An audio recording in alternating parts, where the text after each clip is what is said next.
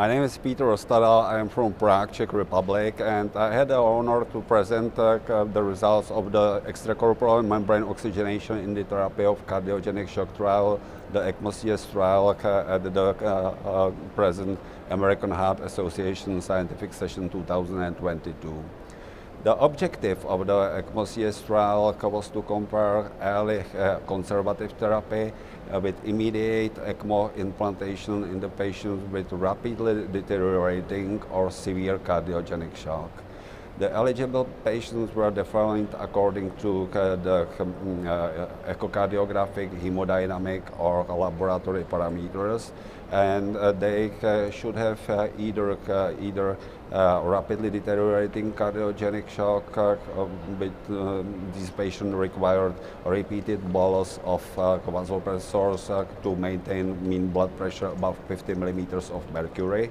Or the second category were the patients with severe cardiogenic shock, and these patients should have evidence of cardiac pump failure with higher doses of inotropes and vasopressors. They should have an evidence of tissue hypoperfusion, and the third condition was to exclude hypovolemia. These patients were randomized to early ECMO therapy or immediate ECMO insertion or to early conservative therapy.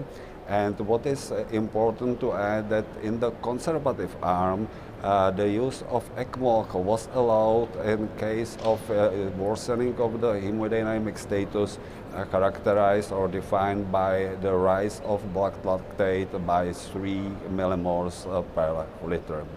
The primary composite endpoint of this trial was the death from any cause or resuscitated cardiac arrest, and insertion of another mechanical circulatory support, including the ECMO in conservative arm at 30 days.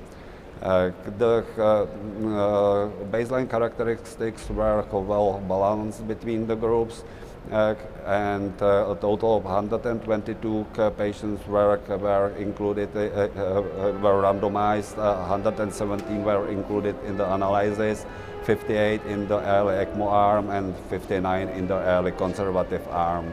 The median age at randomization was 67 and 65 years. The mean blood lactate was 5.3 and 4.7 millimoles per liter. Baseline mean arterial pressure was 63 and 64 millimeters of mercury. More than 70% of patients in both arms were on mechanical ventilation at the time of randomization. 86 and 85% required continuous norepinephrine at randomization, and significant proportions of these patients required also other vasopressors and inotropes. The major cause of cardiogenic shock in the ECMO-CS trial was acute ST elevation, acute myocardial infarction, which was in approximately 50% in both arms. The primary composite endpoint, the incidence of the primary composite endpoint was 63.8% in the early ECMO arm and 71.2% in the early conservative arm. There was no difference, with a hazard ratio of 0.72 with 95 confidence interval 0.46 to 1.12. There was also no difference in the incidence of all-cause death, 50% and 47.5%. No difference in the incidence of resuscitated circulatory arrest, which was 10% and 13%. Less patients in the early ECMO arm required another mechanical circulatory support, 17% in comparison with 42% in the early conservative arm.